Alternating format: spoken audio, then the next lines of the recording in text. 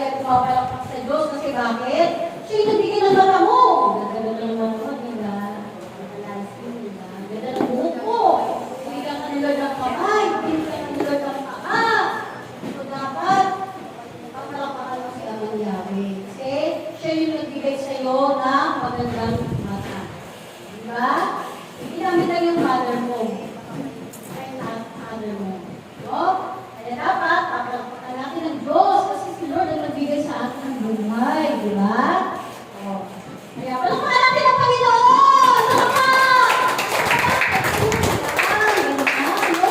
Salamat! Diba, nag-aatin kayo ng religion? Diba? Di ba yung tinuturo sa inyo? Pagpalakpak? May tinuturo sa inyo? Oo, kailangan number 1 yan. Hindi nyo alam pag pumapalakpak kayo, lumalayas yung demonyo. O, diba? Kung gusto nyo lumalayas yung demonyo, pumalakpak ka lang kay Lord. O, diba? Gusto nyo lumalayas yung demonyo? Pumalakpak lang kayo kay Lord. Amen! Palakpakan siya kay Yahweh! Yan! Ang kanalan ng demonyo yan. Kapag may masamang spirit yung sa tabi-tabi nyo, pumalakpak lang kayo kay Lord. Pero dapat nabagitin yung pangalan ng Diyos. Ano pangalan ng Diyos? Amang Yahweh. Kilala nyo na si Amang Yahweh. Sino si Amang Yahweh? Yun, ang pangalan niya Amang Yahweh. Sige, ang pangalan niya yan. Capital Y, H, W, H. Bakit apat lang yan, Ate Jenny? Yung Yahweh, yan yung original name ng Diyos. No, yan ang tinuro ni Moises. No? Kasi tinanong ni Moises, sino po kayo? Isusugod ba? Kilala niyo si Moises? Kilala niyo si Moises? Nunod kayo ng 10 Commandments? O yun. Bakit kayo umuwi? Ay, babalik kayo ha. Kamaya, meron kami palitong dito. Babalik kayo. Sino na lechon? Oo, di ba? Lechon kami mamaya. Pag umuwi kayo, wala kayong lechon. Kala ko. Kami kakain doon. Okay, so, balik tayo. Si Moises, di ba yung sa 10 Commandment? O ngayon, malapit na Holy Week. So, Wednesday, ano na? Ash Wednesday na, di ba? Siba kayo ha? Ash Wednesday na. Siba kayo. So, yung, di ba, si Moises, siya yung sinugo ni Lord, ni Amang Yahweh, para initasyon bayang Israel sa Egypt.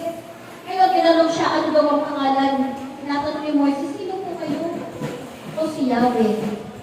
Ako ang Diyos ng Israel. Ako ako nga. Kaya ibig sabihin ng YHWH, kasi salitang Hebrew yan eh. Sabi niyo nga, Yahweh. Yahweh. Salitang Hebreo.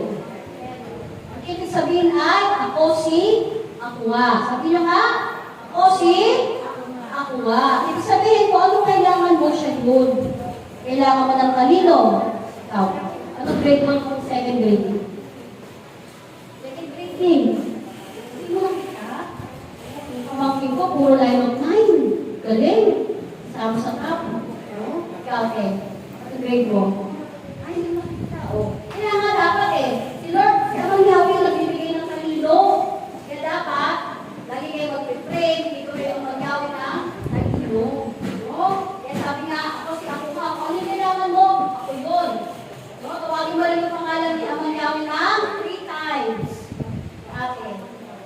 Amang Yahweh. Sige nga. Bagitin nyo nga. Amang Yahweh. Amang Yahweh. Amang Yahweh. Yan. Ako, pag sinawag nyo yan. Pag umaga pa lang, papasok ko rin sa school, mag-pray na kayo. Pagising nyo pa lang, sabihin nyo na agad. Amang Yahweh. Amang Yahweh. Amang Yahweh. Tiyak yun. Pagpasok nyo sa school, ingatan nyo Amang Yahweh. Bibigyan kayo ng talino. Amen ba? Amen. Palakpakan natin ng malakas ang ating Panginoon. Amen! Yan! Kaya tuwa-tuwa sa mga bata. Diba? Diba ka sa mga bata, nagpakita si Mama Mary. Wala na akong microphone.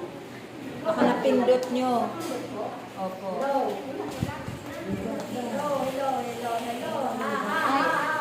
Baka daw mo. Baka loba. Mic ni Ate Jenny.